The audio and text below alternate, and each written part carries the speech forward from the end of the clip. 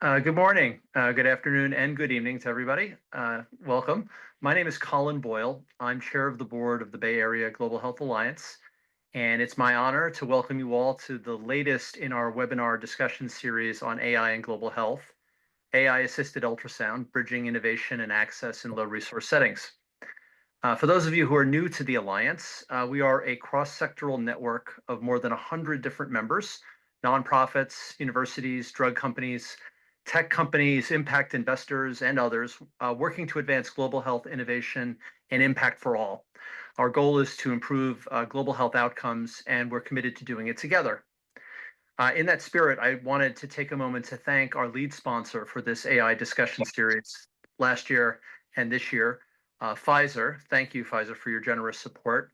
And I also want to thank in advance our panel of experts from different sectors for their inputs and insights today in the discussion. The goal of our AI series is to explore advances in AI and how they are going to be used to advance health. Everybody's talking about AI, and many people are using it. And the question is, how will this actually play out in practice in low resource settings around health?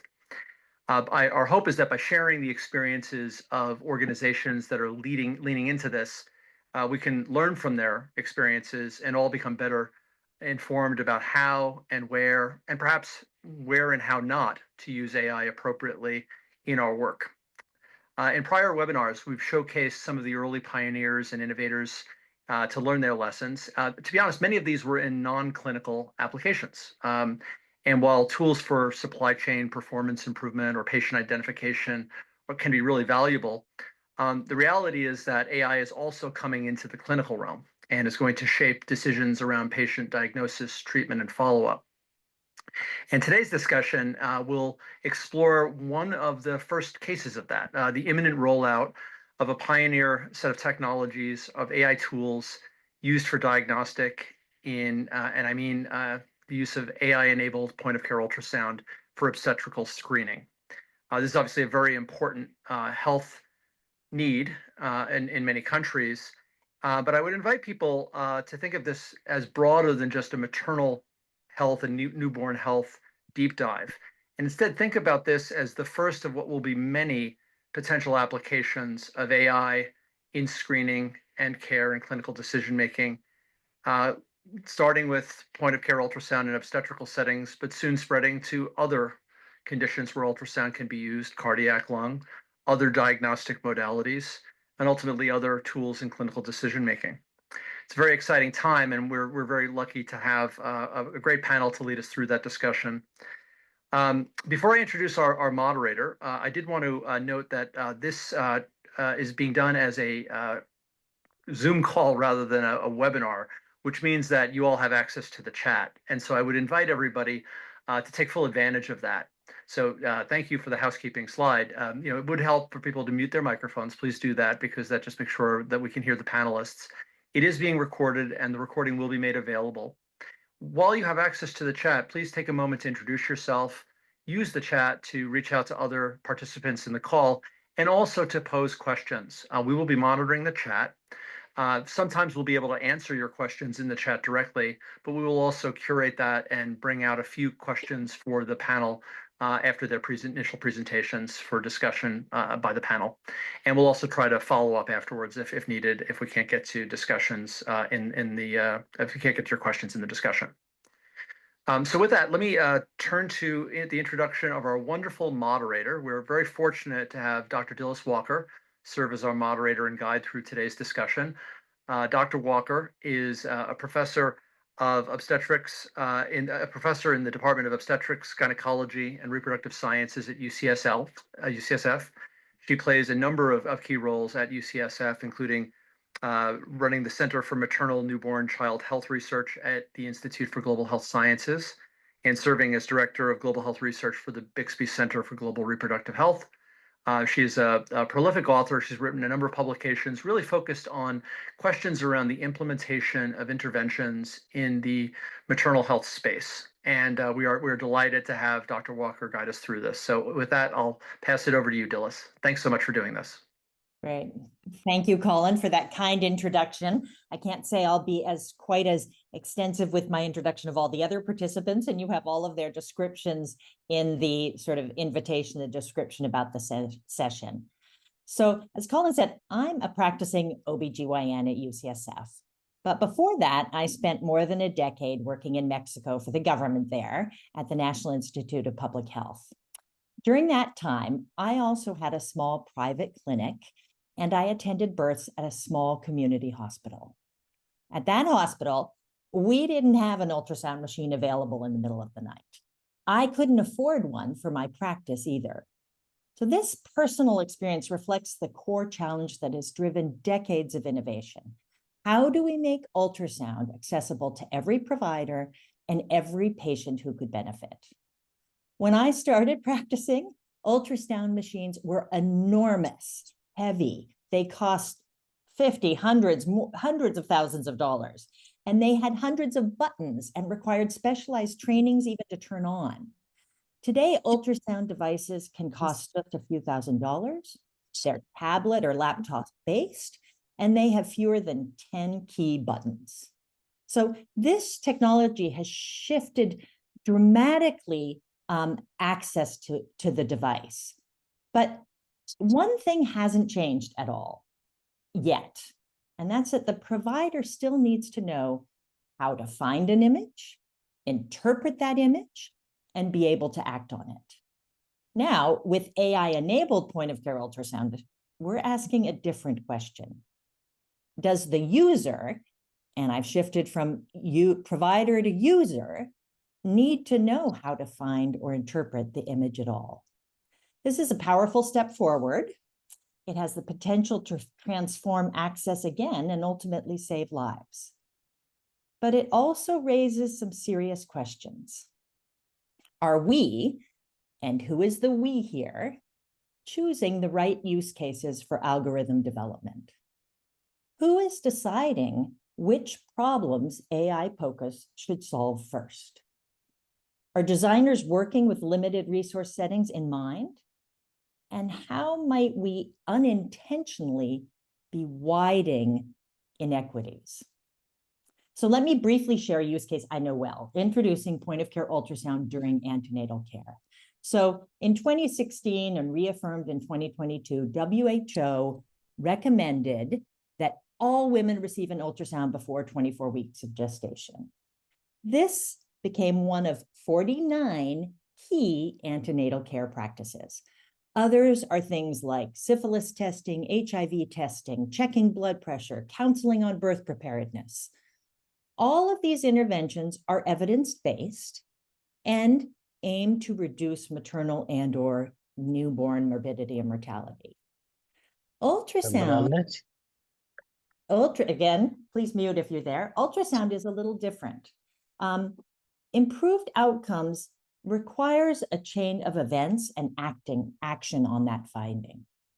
The WHO recommendation, which many countries follow, was informed primarily by what we call the First Look study. It was published in 2018, included almost 50,000 pregnancies across 28 intervention and 28 control clusters in 5 countries. In the study, midwives performed standard, not AI-enabled ultrasounds to assess things like gestational age, position, number of gestations, where the placenta is, not only early in pregnancy, but twice during pregnancy. This was an extensive, rigorous study. What were the results? There was no significant improvement in maternal or neonatal outcomes. So why did WHO recommend this? And the reasons are real, and it's because introduction of ultrasound increases early and more frequent antenatal care attendance. 2 other important antenatal care recommendations indirectly associated with improved quality. But most importantly, women love it. Seeing their baby move and hearing the heartbeat builds connection and trust. Midwives also report feeling more confident and connected with their patients. What we learned from that trial, I hope you'll keep in mind today. Impact depends on a functioning health system. the ability to act on what the scan reveals, timely referrals and follow-up, a workforce trained to respond appropriately, whether the image was captured by a human or an AI system. My team recently studied how introducing ultrasound might affect access to quality of antenatal care more broadly. One of the interesting studies we found was in 2018, a 10-country study done by WHO found that only 10 to 50% of women received just 6 key components of antenatal care. So there's a huge gap in the coverage of these antenatal care practices. When POCUS is introduced, point of care ultrasound, it can improve person-centered quality and overall care experience. There's no one doubting that. But without additional human resources, other essential services may suffer. Inequities in who gets care in a scarce system may increase. So now let's imagine with a shift to AI-enabled POCUS, okay? And shift is a little different than initial introduction, but yes, it could increase efficiency, reducing training time, scan time, freeing providers to do other tasks. But it could also dampen this provider-patient interaction, especially if interpretation is automated, which may then lead to impacting trust. Its effect on continuity of care will really depend heavily on documentation, communication, and decision-making processes, which personally I don't think we've heard enough about in this space. These are critical unanswered questions, and they matter because they determine whether this innovation will save lives or simply generate data. So, as we hear from today's speakers, I encourage us all to think about, again, are we choosing the right first use cases for AI and in what setting? How and whose responsibility is it to ensure that other basic life-saving practices are maintained and systems are ready to act on the information AI provides? And how do we address these medical, legal, ethical, equity issues that accompany this technology? You're going to hear today from funders, educators, trainers, researchers, and industry leaders. So I think we're at a really exciting and challenging moment. The promise of AI POCUS is real, but so are the risks. And with that, I'm really pleased to hand things over to Richard Zong, who's a program officer at the Gates Foundation. He manages the investments and portfolio around AI development of POCUS, and we're really looking forward to hearing from you, Richard, on the funder's perspective and what you see as the state of play in this area. Thanks very much. Absolutely. Thank you so much, Jules, for the amazing introduction. And yes, really well done in terms of laying the landscape. I think you practically did my job, but happy to continue on and talk about the Gates Foundation perspective. So let me go ahead and share my screen. I have a few slides to share based off of the work that we're doing at the Gates Foundation. So, all righty, should be coming up now. Fantastic. So at the Gates Foundation, my role is to be able to support all the amazing work in AI-enabled ultrasound and be able to essentially connect as many of these fantastic programmatic leads and investments to be able to bring this solution to market.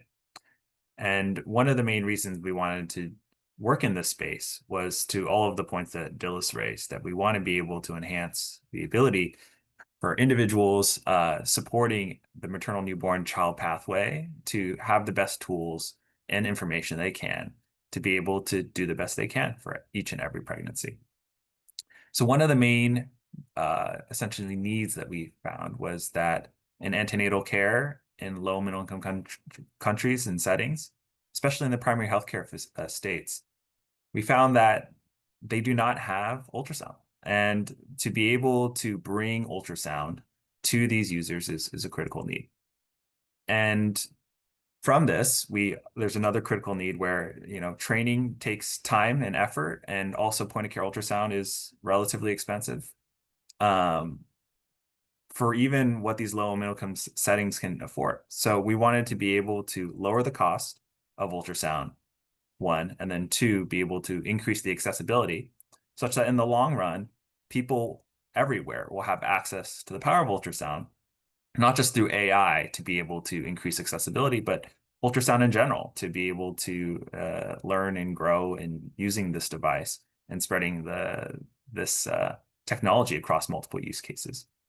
So as Dilys described, we have supported many different manufacturers and innovators in this space on being able to develop what we call this blind sweep or process, which you see in the center slide, center top part of the slide, which is the 6 vertical sweep and 6 horizontal sweep procedure with ultrasound.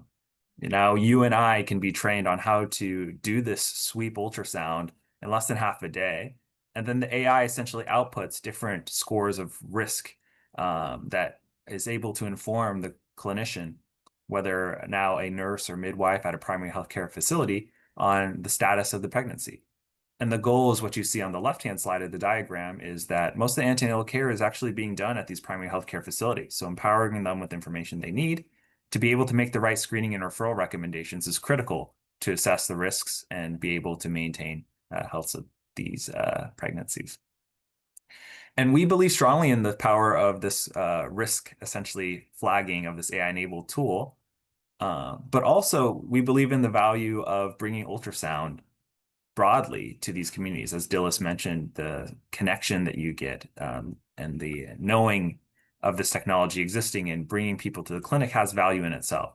So in the bottom left corner, we see this essentially data that we've partnered with to understand that when you bring ultrasound to the clinic, there's this magnet effect where people start coming in more frequently, more often, and getting more treatment. So we're really excited about this AI-enabled ultrasound tool, not only for its ability to detect risk, but also its ability to be able to bring people to the clinic.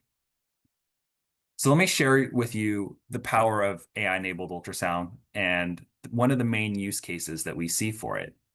One of the main contributors to neonatal mortality is preterm birth. And one of the causes of the mortality due to preterm birth is something called respiratory distress syndrome. And essentially, the neonatal young baby under 1 month is not able to essentially produce the lung surfactant that they need in their lungs to be able to functionally breathe.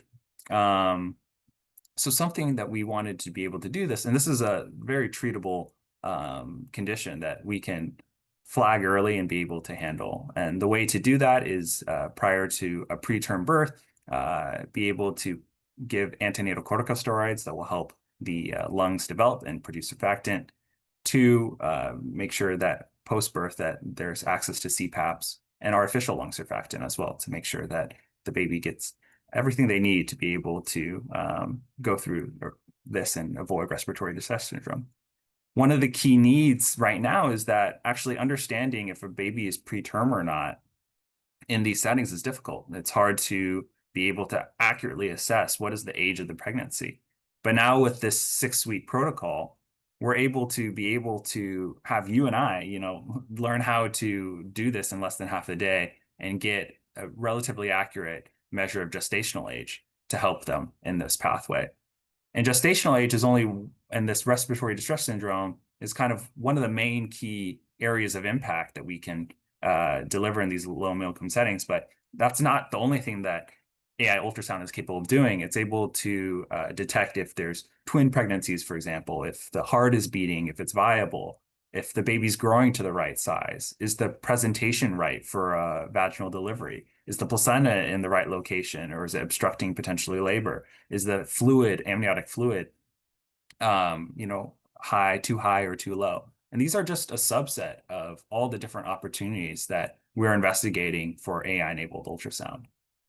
So I wanted to share here that, we think the opportunity for this innovation is huge, and it's twofold, right? One is the market size for is giant. The amount of primary healthcare facilities in low-income countries alone in the public space is huge. And we believe that by being able to bring low-cost solutions that are also accessible and usable by these users at scale, allows many different opportunities in terms of bringing multiple manufacturers to the market to develop these innovations and compete and be able to bring the best solutions to these users. So something that was a main part of our portfolio is being able to invest in multiple manufacturers, some of which you will hear from today, to bring forward this innovation. And, my background is in biomedical engineering and ultrasound. And I think one of the main surprises, or not necessarily surprises, but something that I manage here is being able to just take a big step back and let these experts be able to run quickly and be able to tell me what they need. My goal is to be, their number one cheerleader. My goal is to be able to help them any way that I can, using the Gates Foundation resources to unblock any issues that they're seeing, navigating any challenges they're seeing, and successfully being able to bring these solutions to market. And again, as Dilys alluded to earlier in the segment, this is what we view at the foundation as one of the first use cases that we're embarking in. However, in the future, we're incredibly interested in being able to bring innovations to these low and middle income settings outside of obstetrics. Already within the foundation, there's interest in lung screening for tuberculosis and pneumonia, as well as gynecological conditions, as well as existing technologies and shaping those with cardiac screening, as well as we see in a lot of different settings, even in high-income countries, innovation being developed in breast cancer screening. So by being able to take all of this AI software and put it all on the same device hardware, we're able to increase the value of this device and bring more usability, bring more access, and bring more screening of high risk in these low and middle income settings to be able to screen more for essentially the same price. And our goal as well at the Gates Foundation is to continue to partner with these manufacturers and innovate on these solutions such that they become lower and lower in terms of their cost. So as I look towards the future, I'm incredibly excited because we have a vision for how much innovation we're able to essentially put in to this AI-enabled ultrasound platform that we develop with all these great partners on the technology side. But also you'll hear from today many of the users that or many of the implementing partners that are testing this in the low and middle income country settings live, that have been validated essentially to show its accuracy and also show its impact in terms of clinical care. So yeah, with that, I'm happy to pass it on to Kevin. I think I'll come in quickly and do a quick introduction. Sure. Thank you, Richard. Appreciate that. And I'm sure there will be plenty of questions for you in the Q&A session. And if anyone has any questions, they want to write them down before they forget, please put them in, or simple, straightforward questions, and Richard can maybe answer them as we go along. I'm going to turn now to Kevin Bergman. Dr. Bergman is one of the co-founders of the Global Ultrasound Institute, really a leader in training and education for ultrasound. Kevin has also had a lot of extensive work with both the tech companies and the industry.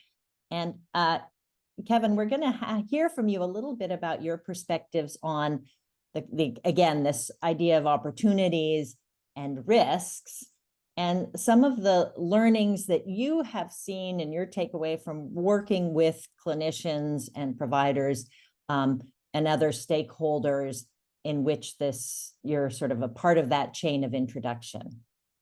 Kevin, take it away.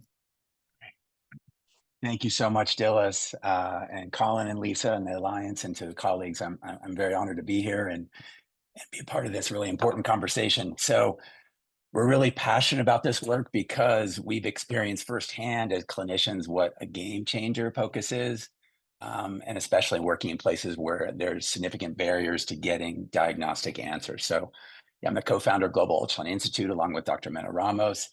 We've led education and training for the 3 largest POCUS projects done globally that have impacted nearly 2 million patients. and have trained over 20,000 clinicians in 60 countries, which was made possible by our 500 amazing Gussie instructors from around the world. So the opportunity with AI-powered POCUS is incredibly exciting. There's no doubt about that. And just to greatly expand the diagnostic capacity of many more healthcare workers and bring that to the people who truly need it the most. So the fundamental transformation of POCUS is that it brings the diagnostic imaging to where the patient is instead of sending the patient to where the diagnostic imaging is. So this democratizing and decentralizing of imaging really allows the clinician to make an earlier and a less delayed and a less costly and a more upstream diagnosis for that patient. And in the process, it's going to make the impact that I think we all want to see. And AI is definitely going to accelerate that and make POCUS even more accessible. And as mentioned, it's not just obstetrics. POCUS has a role to play in every single one of the top 10 leading causes of death in lower income countries and a myriad of use cases. So here are 5 points to consider as we meet this moment with AI POCUS.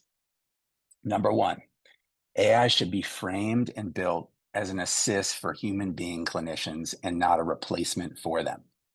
We as clinicians have the medical legal accountability at the end of the day. It's not the AI. And that may seem self-evident, but I think that design decisions really need to reflect this, and that AI-generated reports should be signed off by the clinicians, and they can turn features on and off, but the clinicians are in control. And this is a supportive tool for clinicians that respects their autonomy, and it's not here to bypass them. Instead, it can assist and augment them to deliver like faster and safer care. If they feel that AI is replacing them or undermining them in some way, that's going to slow adoption. And if they feel that AI is empowering and making their work easier and better and without taking away control, then adoption is going to accelerate. Number 2, designed to build trust. So to get adoption and then impact, it's just paramount that clinicians trust this tool. And the first thing for them to do is trust themselves with a POCUS probe in their hand. And this, in our experience, comes from having received the right kind of education and training from experts to be competent and confident in their skills and have the tools and support and mentorship and feedback and a whole ecosystem for them to be successful. And of course, working with trusted partners like Ampath, we have deep relationships with the stakeholders and can do these kind of scaled implementations. For the AI itself, I feel there really must be robust expert oversight and checks and balances and training wheels on, especially in the beginning, if the clinicians themselves don't have the experience with ultrasound. So how are we going to know when it made the wrong call? And how do we continually improve it? And what happens when it is wrong, which it absolutely will be. So above all, I feel we just must protect our patients from harm and roll this out in the right and safe way. On the devices, I'd really advise against like black box type of binary answers that are just spit out. Instead, let's have a more transparent way, like confidence scores and even visual overlays as to like why AI made that call. Whether it's right or wrong, I think seeing the reasoning will engender trust. Number 3, AI is an accelerator of learning ultrasound, not a replacement for knowledge or skills. And there seems to be a misunderstanding out there that there's somehow less need for skills training or clinical decision making with AI POCUS on board. And this is just simply not true. AI will speed the process of learning ultrasound acquisition and interpretation, but frankly, the most important part of the process is like learning how and why this is important for their work, when to use it and when not to.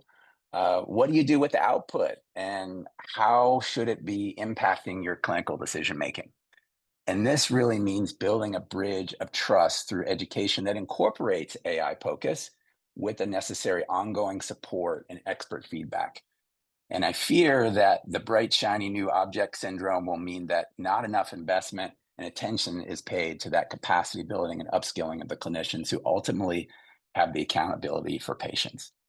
And number 4, use diverse data sets with local feedback loops. So there's a really clear risk here of extrapolating models that were trained on patients from far, far away, maybe in high-income countries, to those in more low-resource settings. And I feel like we really must be humble and wary of this. must guard against it by having the processes and local partners like AMPATH and clinicians and M&E teams who can help continually validate these models and improve them, and putting guardrails in and quality assurance mechanisms that allow for bilateral flow of data to check the work and improve the models. And it's really key to build those local partner feedback loops. 5, lastly, so AI gave me an interpretation. Now what do I do? So this is really where the rubber meets the road as a clinician. And it's worth saying that findings on a diagnostic imaging report does not equal a diagnosis. Context, especially in POCUS, is everything. And this is where the clinician must put all the puzzle pieces together to know what to do next for that patient. For example, a patient with a gallstone on an ultrasound, that patient could be completely without any symptoms, or they could be writhing in horrible pain. And it is that context that determines the next steps for that patient. And this is going to basically ultimately inform what will be the impact of this entire innovation. So clinical correlation advised, as our radiology colleagues like to remind us, on each imaging report is just key. So therefore, those health systems and local partners really need to invest in the robust local clinical decision-making tools that really connect the dots from the AI output to the local guidelines so that clinicians can know very clearly what to do next after an AI interpretation.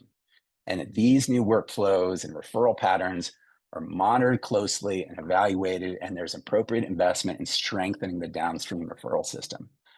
So in summary, if we build AI for POCUS that empowers and educates and includes clinicians, we're going to create stronger, more trusted healthcare.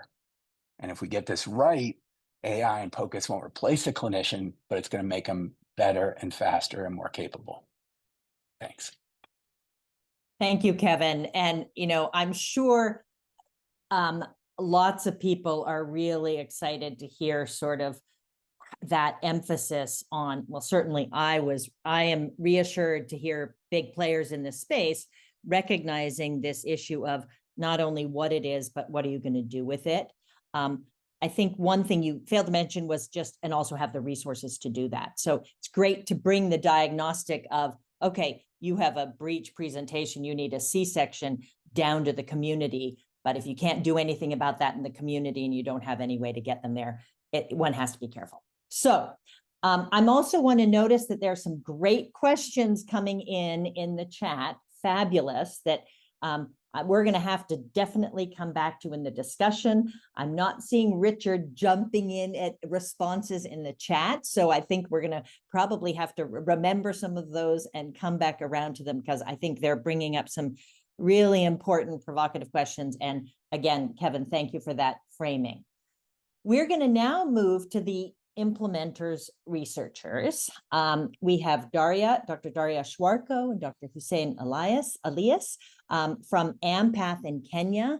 AMPATH has been working on POCUS without AI for many years.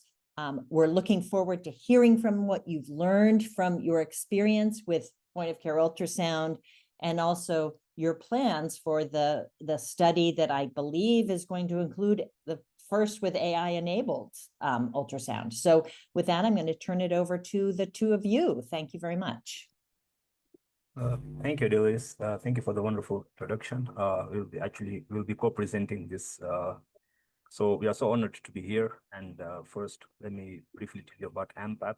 That's the academic model providing access to healthcare, which is a global network of 16 academic health centers collaborating with host country academic institutions. AMPATH was founded more than 30 years ago as a partnership between Indiana University, Moi University, and Moi Teaching and Referral Hospital in Kenya, and created one of Africa's largest and most effective HIV/AIDS program, now integrated into a broad system of care, reaching more than 300 sites across Western Kenya. So AMPATH supports medical departmental bilateral exchange programs, and Brown University co-leads the family medicine collaboration within AMPATH.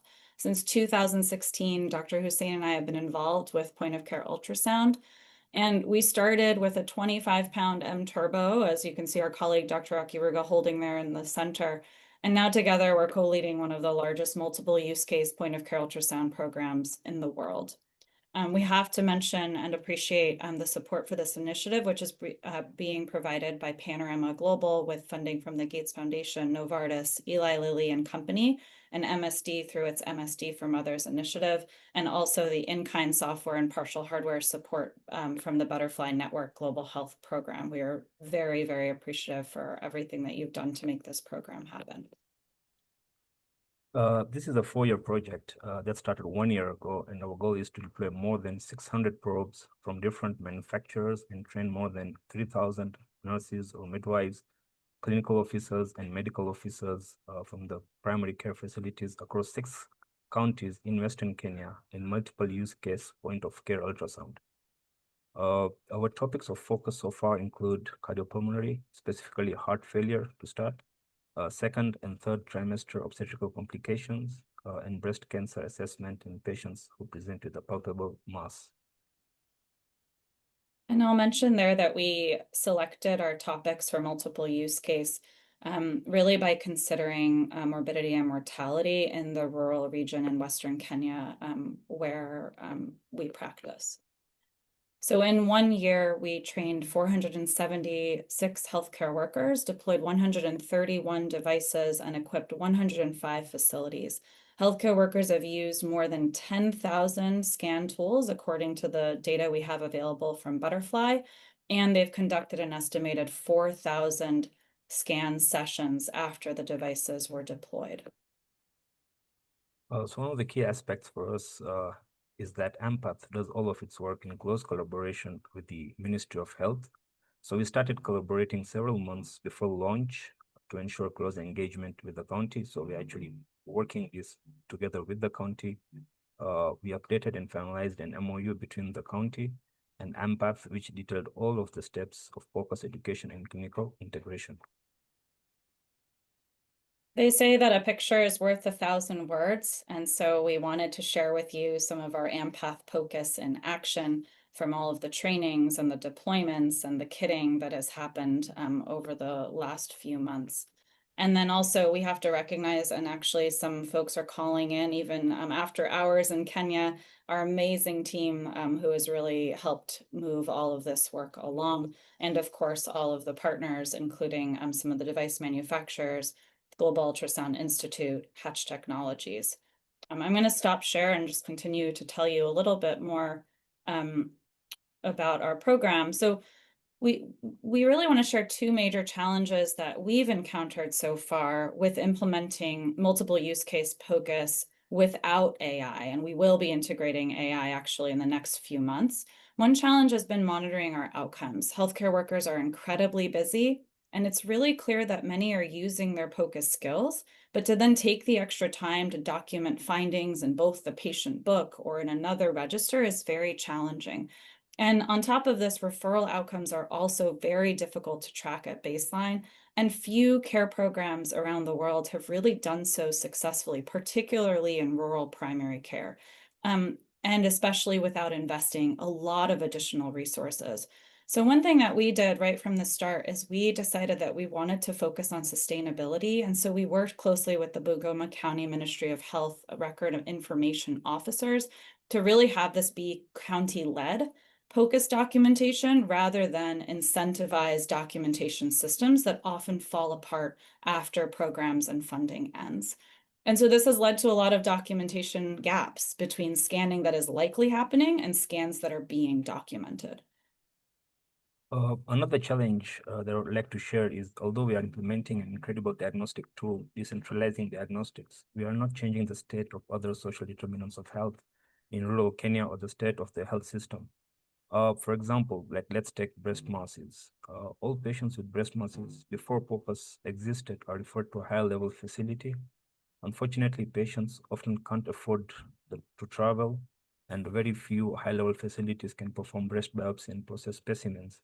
With POCUS, we hope that about 5 to 10% of patients with breast mass will be found to have a simple cyst, and they can remain in the community and not waste their money on higher-level evaluation. The others will be referred and still lack resources, and facilities may not be able to conduct biopsies.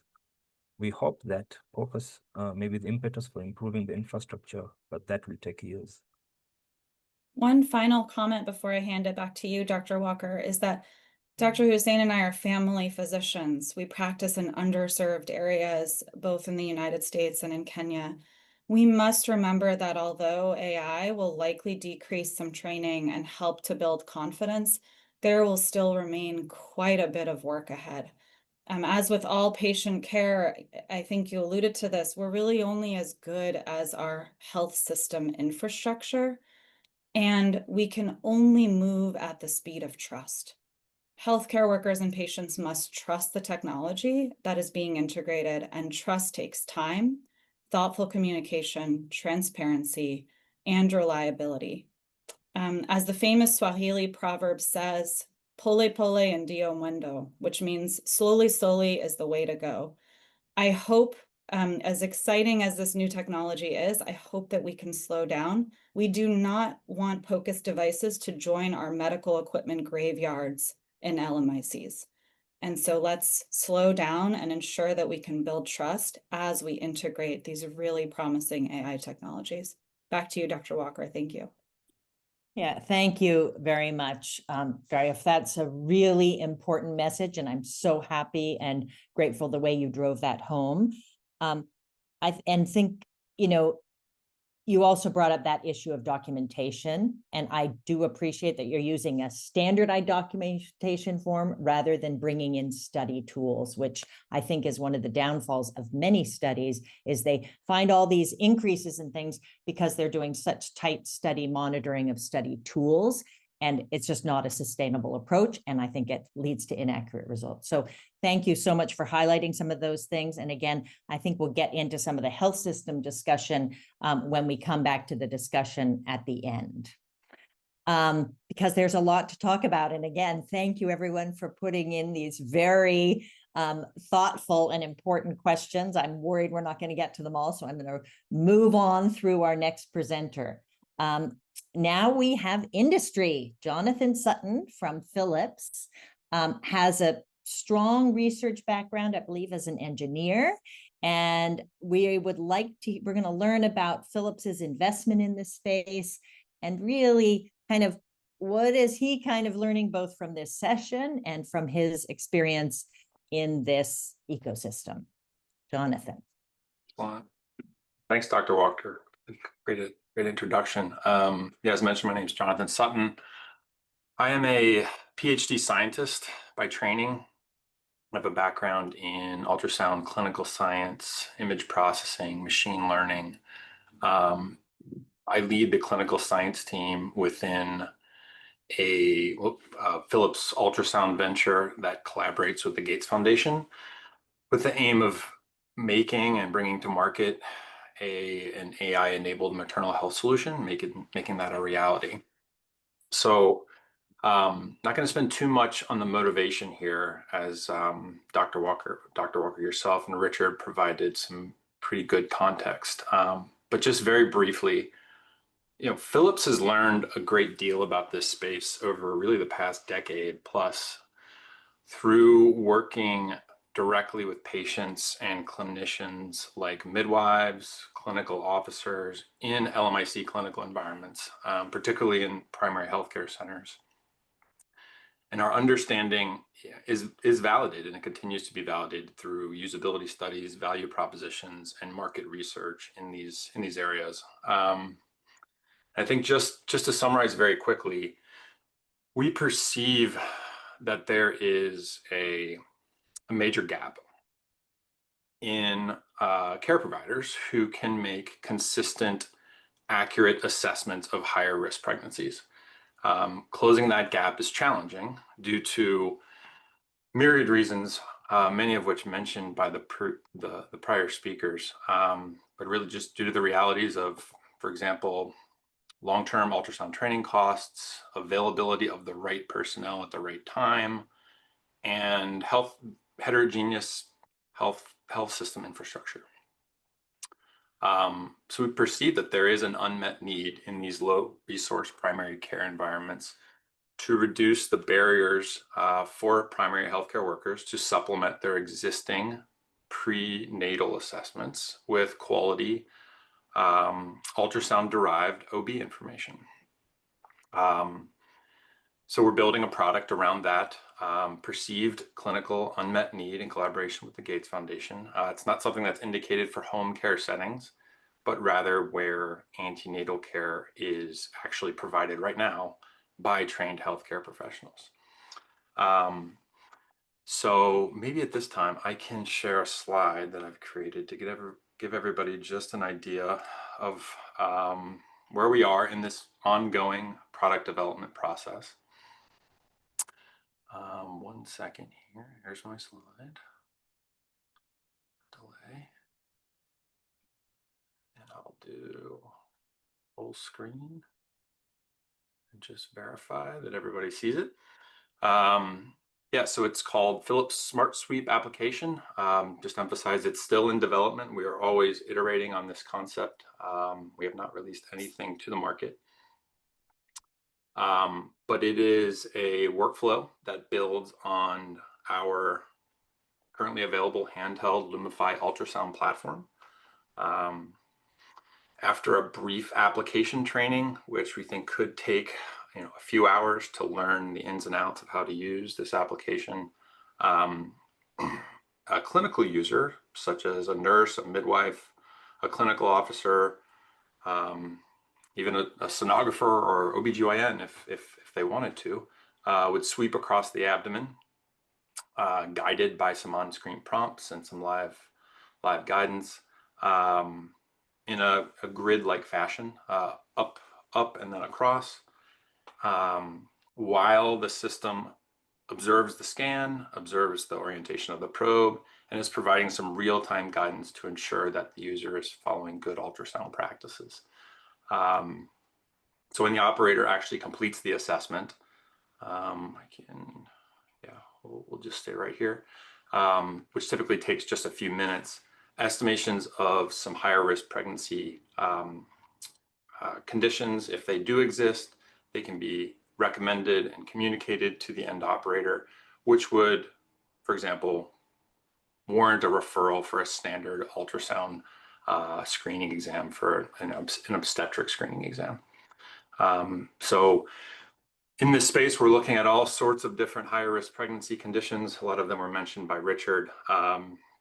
There are more, and we understand that there's a rich set of conditions we need to consider, and taking those into account in our product development process is paramount. So just a little bit about our product development life cycle. In developing this product, one thing we are emphasizing strenuously is ensuring quality when machine learning is actually involved. So good machine learning practice is becoming more and more essential tenet of our product development process. So things like, I remember, or I heard a little bit about this from the previous panelists, but multidisciplinary expertise being incorporated throughout this life cycle, the actual design of the algorithms reflecting the available data sets that you have, and also the intended use of the device. So where is it going to be used and who is going to be using it? And for example, the training and test data actually being representative of its intended population. These and other good machine learning practices, I think, are paramount to designing a solution that is trusted by whoever uses it. So at Philips, we focus on in product development by understanding user needs, interacting, iterating with folks that are actually in the clinical environment, our stakeholders in this decision-making process. Those form system requirements. Those form software and hardware specifications, some of which you're seeing right here. And then we continue to iteratively test this until release with market research, usability, verification, and validation, both system validation and, for example, AI performance validation, which is something we, of course, will be doing before releasing this product. So we intend this to be a platform, so continued improvement in accuracy, new features, and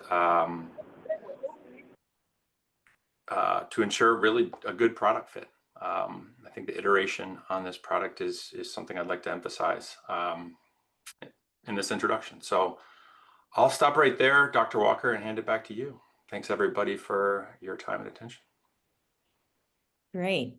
Thank you so much. I think what we're going to do is I didn't realize how sort of powerful it is to be the moderator of this, because I get to sort of decide what questions to ask and in what order and how we're going to do this. So what I'm going to start with is, and I'm hoping that many more questions will come up, but I think there were some really rich questions in the chat.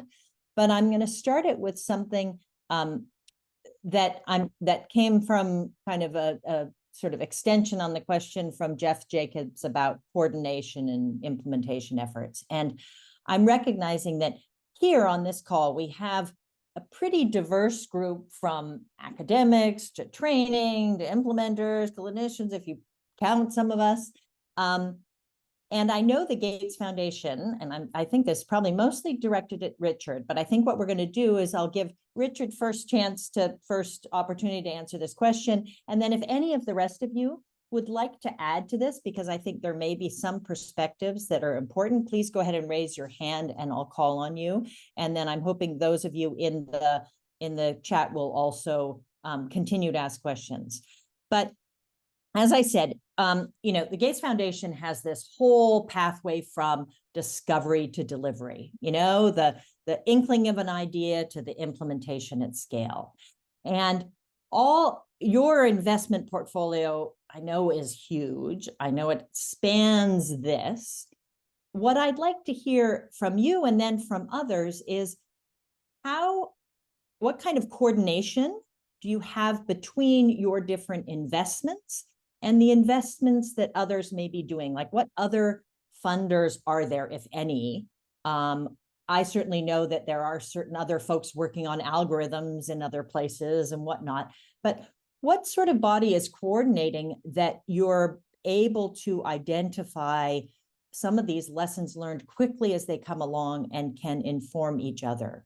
So, for example, I know I'm familiar of the AMPATH project and the project at Kenyatta, which was 600 devices, that is, 2 years ahead.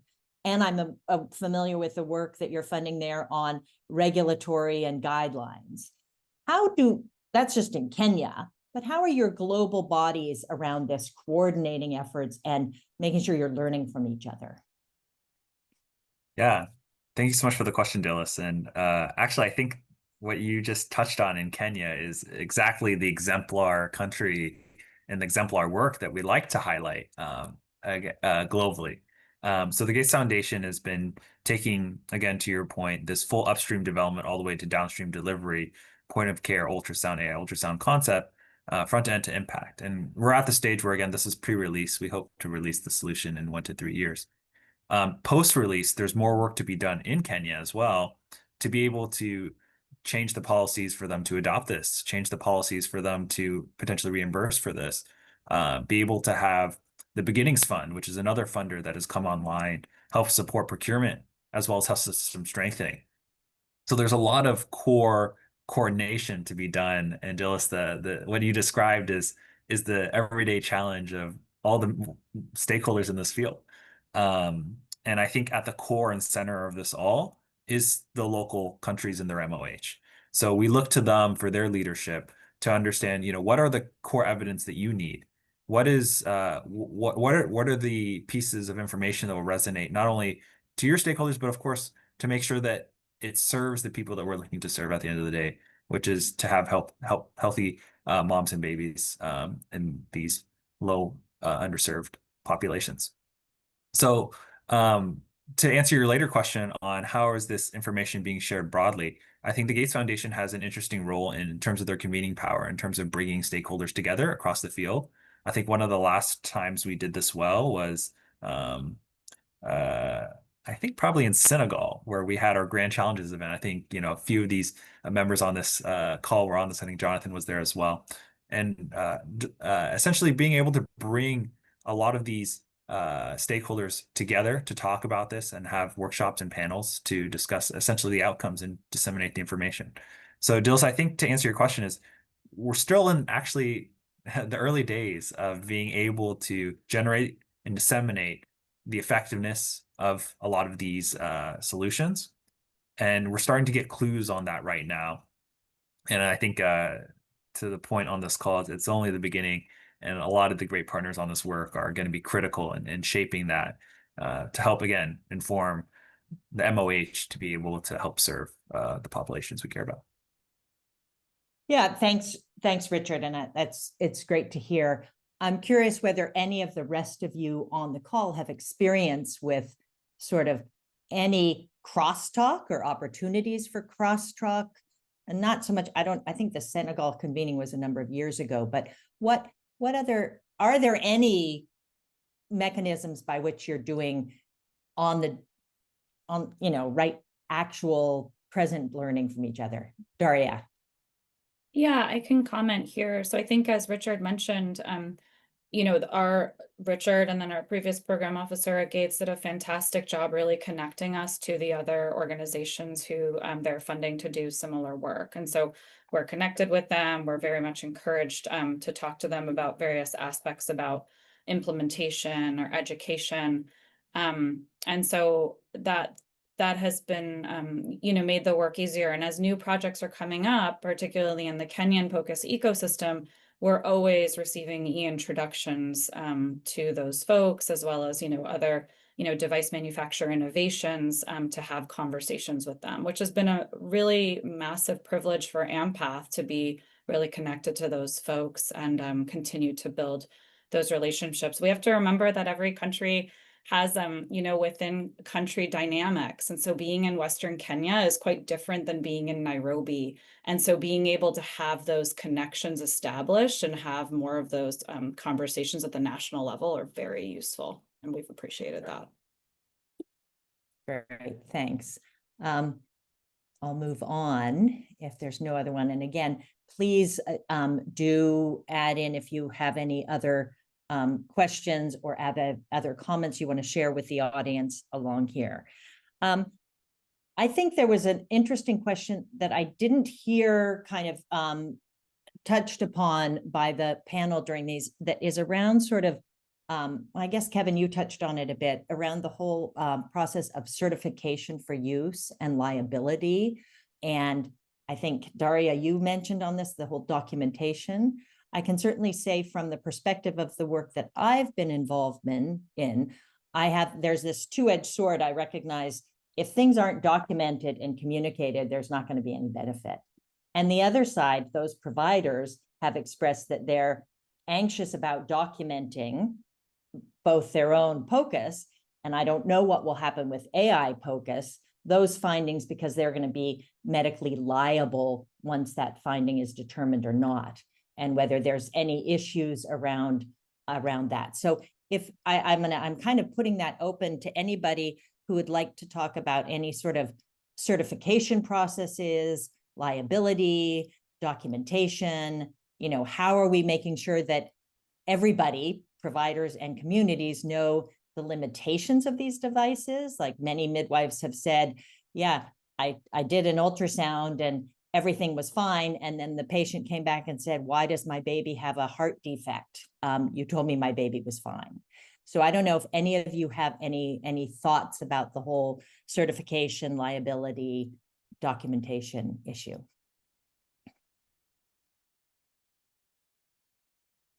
I can take it initially, and then hopefully others will add on.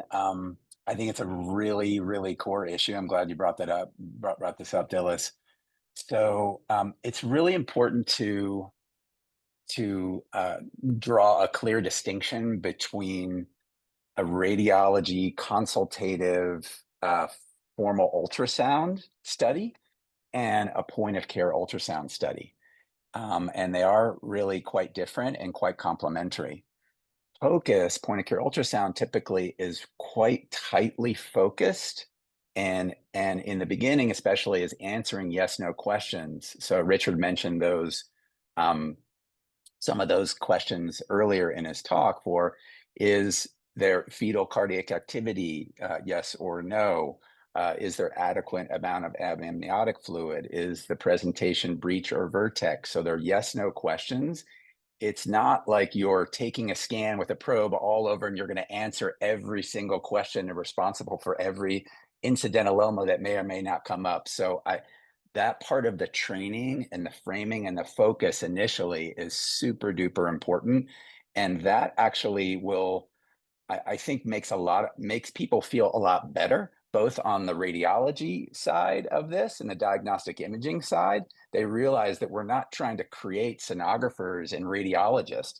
These are clinical questions that actually those frontlines clinicians are already trying to answer themselves, just with the not great tools. They're using their hands, they're using maybe a Doppler to make those exact same assessments of whether this is a breech or this is a multiple gestation pregnancy. And now we're giving them a better tool. But in the beginning, those guardrails and just focusing it clearly on those yes, no binary questions is really, really critical. And not saying in the chart, oh, your baby looks fine, or even telling the patient, oh, your baby looks fine. It's breech presentation, singleton, fetal cardiac activity. And it's very kind of clearly defined. And that makes that clinician feel better, because they're not responsible for everything else that may or may not be seen. It's really clear communication to the patient and what's documented in the chart, and for all the other stakeholders. So I feel like that's an important starting point to that. It's an important question, but it's at least a starting point. Thank you, Kevin. Hussein, your thoughts? Thank you, Dr. Walker. So just to add to what Kevin mentioned, actually, so I mean, I want to share the experience that we're having in Kenya right now. A lot of mixed views regarding certification of POCUS, actually, and I've attended a couple of meetings where this thing always comes up. So the question that comes up, like, if you are having a certification, that means you need to regulate it. So if you're going to be regulating it, so who's going to be regulating it? I mean, will the radiologists regulatory body regulate that? And if you're doing a certification, then will you allow these trained people to begin, or start up independent diagnostic centers with that certificate? So there's a lot of conversation around that, and we have, of course, a group of people that would, want to kind of looking at a shortcut and saying, fine, let's have this, short-term training and begin, POCUS and ultrasounds to people, and then, but there's a whole big group where we have the regulators who are totally against it and saying, no, if we're going to do that, then you have to provide us with a clear cut guideline on how the curriculum is going to be, what's the training, and everything. And then what Dr. Kevin is saying, like, this is purely clinical, it's not kind of a screening tool or anything that we're using. Yeah, that's what I would add. Thank you. I really appreciate your perspective, Dr. Singh, because that's really getting into what I think is the concern on the ground, and these kind of, competing interests and responsibilities. Anyone else want to talk anything about the whole regulatory certification? What are we doing there? Yeah, Dr. Walker, I could probably add a bit of perspective from Philip's end. I think it's important to understand how, and I'm not a regulatory expert here.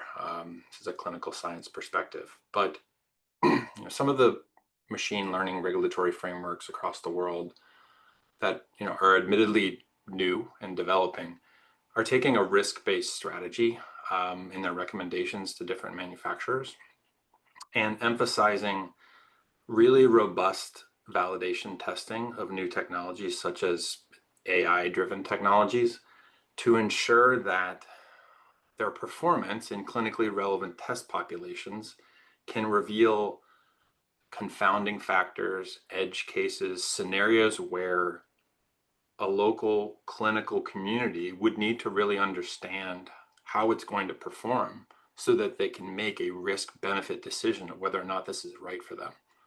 So I would emphasize that. I think it's really important when you have a new technology, especially as new as something like this, to have really robust validation testing of how it can perform that is relevant to where it's going to be used. So I think that that to me, and a call to action is one of the asks of this group. I think that is a really, really strong one from my perspective, that we should continue to emphasize with new technologies like this. Great. Thank you. I'm busy trying to keep up with some of these really, really interesting questions. I'm going to go to sort of some of the health systems issues that a number, Jeff Jacobs, Robin Churchill, Sarah De La Ripa, have sort of brought up and kind of put this all into context. So the world is a different place today in terms of funding. Ministries are really having to make some difficult choices about what to fund and what not to fund. As some of you had mentioned, this is the nice shiny object on the horizon. And there is or may be an issue on sort of choices about investing in ultrasound or investing in the health system. And I think this comes back to sort of, where and how do we make sure priorities are aligned for the best in the long run?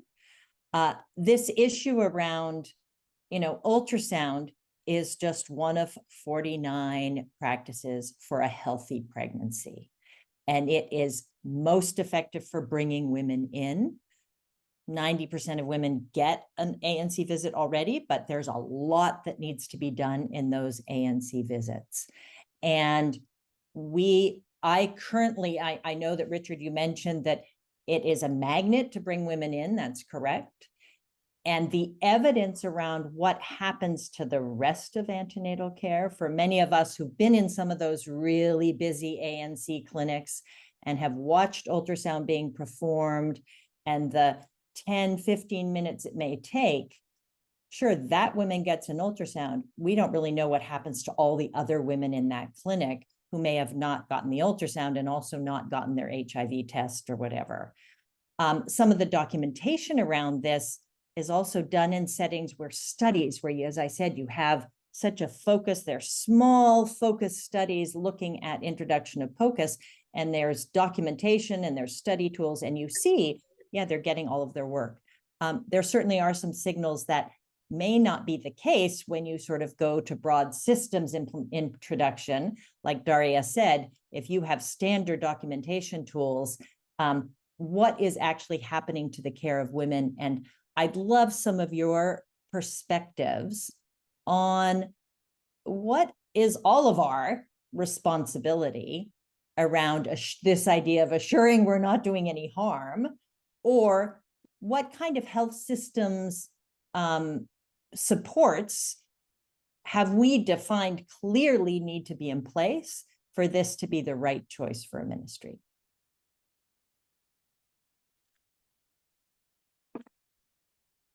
I can start. Oh, Richard, go ahead. Oh, no, go ahead, Deri. Okay. I think I could start us off. I think what you're getting at, Dr. Walker, is this core question in global health that relates to actually any problem or any aspect in patient care, which is, we know the problem exists. We know that we have maybe health system challenges and infrastructure breakdown. Knowing that, should we go forth and screen for the problem and find out that we have a bigger problem and have that actually be the impetus to move forward the healthcare system? Or is that actually unethical and we should put on the brakes and build the health system before we move forward with screening and identifying more of the problem that we're addressing, right? I think that's sort of what you're getting at, right? This core question that we discuss all of the time in any aspect of global health. And, I think what's really important is actually to have that conversation. And so when, Dr. Hussein went with our other team members to the county, and particularly, I think this really impacts the breast cancer care cascade. And I think Dr. Hussein shared that example earlier. We had to be transparent about that. We didn't have funding to necessarily change and improve upon access to breast biopsy. And so we had to mention that to the county, and we really needed to talk about that and make sure that everyone at the county level and healthcare workers felt okay with that. But I think the bottom line, though, from the healthcare worker perspective and what we're hearing from level 2 and level 3 facilities is that they want to be able to serve their patients. And so if they can actually have a tool that will help them identify the person that is really high risk for breast cancer. And they can say, you have to use your money. I know it's limited to get yourself to Moy Teaching and Referral Hospital, which might be 2 hours away, but you need to because we're so worried about you. That's important. And it might be helpful for that one patient. And I will just end on that, what this has allowed us to do is now we've brought this issue up to our oncology team at AMPATH to have further conversations and say, okay, we need to really take the next step and build this health system up. So can we work together, across specialties, break down our silos, and think about what are the next steps to build up that infrastructure. And so folks at Moy on the oncology side are starting to think about, like, can we democratize breast biopsy to a lower level? Can we start to build up that supply chain? So I'm curious to hear what others have to say. Yeah, no, that's great, Daria. I really appreciate that. Let me ask just a quick question before I turn it to Richard. I think you were going to add something to this. In your study in Kenya, the AMPATH study, are you powered for the clinical outcomes, like the breast, the likelihood of actually getting the biopsy done? Does that increase? Like, what is your success measure for that? So we have the great privilege to be a care and education program first. And so that is how we actually designed our proposal. So we focused on the implementing the care and education. And this is really like an implementation science protocol looking at implementation outcomes, feasibility, acceptability of the focus innovation. And now we're actually exploring our effectiveness outcomes and starting to get at, do we have that power? So we're going about this a little bit backwards, which actually we love, because then we can actually really focus on care and education and go slow and steady to ensure that we're working closely with the county. And hopefully we will have the power, but we know that that's a risk, right? We might not. But for us, it's more important to really do this in a patient-centered fashion. Yeah, well, I'll just put a little pin in that for funders, Richard and others out there, that some of this more rigorous work around impacting outcomes, certainly to get WHO to change recommendations and things, is really important to keep on the horizon, or somebody thinking about it. Richard, do you want to talk about the health system stuff? Yeah, let me just talk about that point directly about outcomes analysis. And it actually goes back to kind of these optimal bundles that we talk about as well. And then I can go back to the Kenya as another example. But something that our team is deeply working with is partnering with the Rwandan Ministry of Health to have a Rwandan-owned effectiveness study to show not just the effectiveness of screening and referral of AI ultrasound, but also the effectiveness of these bundles of products from, that we talked about, antenatal corticosteroids, CPAPs, and lung surfactant as another example, right? And that's just one of multiple bundles. For example, for us, for like moderate severe anemia, we're looking at hemoglobin and ferritin screening to treat iron deficient anemia with IV iron. So it's interesting, the point that you bring up is because I am the AI ultrasound silo on the maternal newborn child health team, and on our maternal newborn child health team. However, we're looking broadly across our whole team about what are these, cost-effective bundles meeting these countries where they're at, of saying, with the budgets that you have now, this is likely what is best to implement in our view, and here how we can support you in investigating if that actually is feasible. And as we continue to grow the pie and help bring in more resourcing through this, whether through Beginnings Fund or helping advocate for World Bank IDA money as well, we hope that the money can also grow and budgets can expand. But we all know that this is an incredibly tough fiscal environment right now to be able to do that.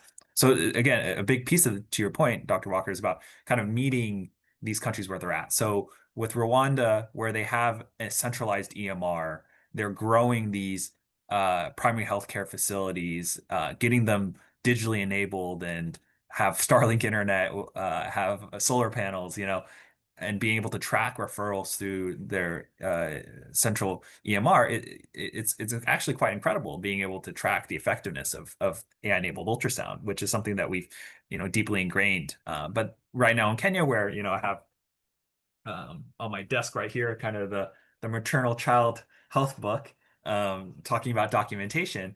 every step of the way, how do we make sure that the POCUS scan is documented in that? And I think right now there are ongoing revisions based off the Kenyatta work that they did that showed the benefit of point of care ultrasound screening referral to edit the book to have a place to essentially document like what are the results and so on and so forth. And we're trying to right now fund and get approved funding to do an addition AI ultrasound. How do we include that in the documentation? And then, I think just last week on Friday, I was talking with Derry about like, how are we going to think about try to integrate this into the EMR and how do we try to expand and so forth. So it's like meeting the countries where there are trying to build it brick by brick and trying to recommend, what do we think is the best, altruistic bundle based off of cost effectiveness. And in certain cases, I'll advocate for myself if AI ultrasound is not part of that bundle. I'd be the first advocate to say that, we shouldn't put it in because there's other cost-effective solutions that aren't being adopted right now. Thanks, Richard. What you were saying about the whole, you're exploring these cost-effective bundles, which I think is a really exciting area of work. If you have any results of that that you can share in the chat, because I'm sure myself and others would really love to learn from those or learn what you are learning at the same time, because I think that what we've learned in many areas is this whole idea of bundled and what the right bundle is for the right reasons is something that is really, really important work. Anyone else want to say anything about the health systems? I want to be wary of time here. Chat, this is great work. I love the interactive. I love the way we're seeing, thumbs up and hearts in some of these questions and comments. So I'm not going to repeat many of them, but I will thumbs up it from my perspective as moderator for all these great comments and the discussion that's going on there. It is being read and sort of thought about. So that's important. Anyone else want to say something about health systems? And then I have one more question before I'm going to ask you your final question.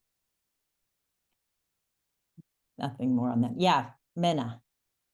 Hi, everybody. Are you going to introduce yourself quickly? We haven't heard from you yet. Thank you. Yep.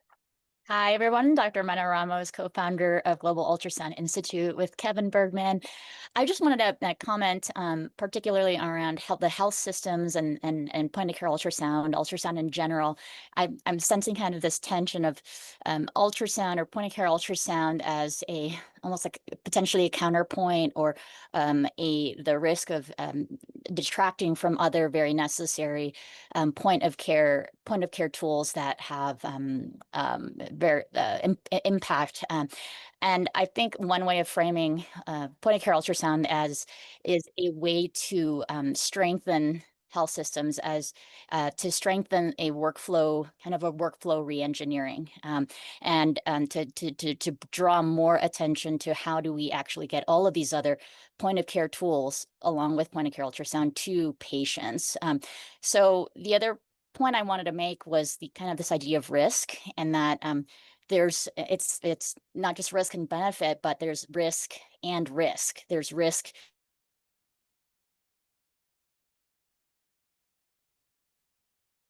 thinking about workflows with and without AI-enabled point-of-care ultrasound is to move.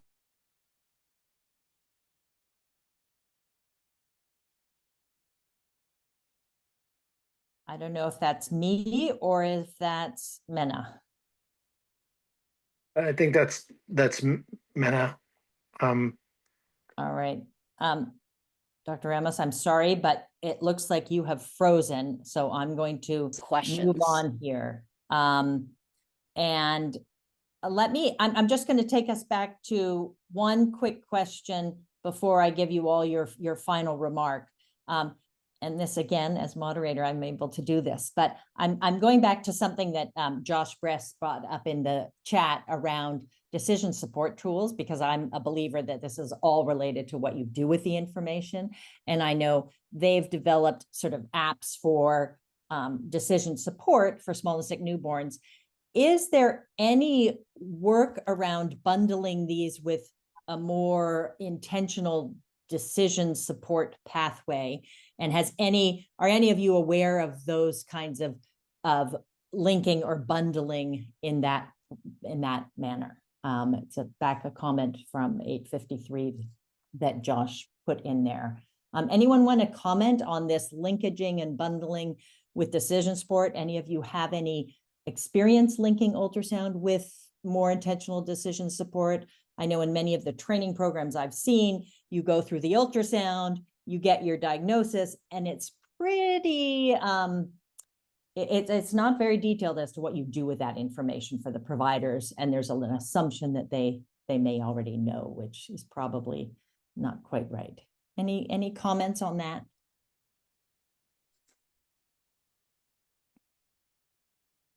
Important. Right. Well, I'm going to just leave that then. That is an important area to be thinking about, this linking with decision support. I just wanted to bring that up again for that.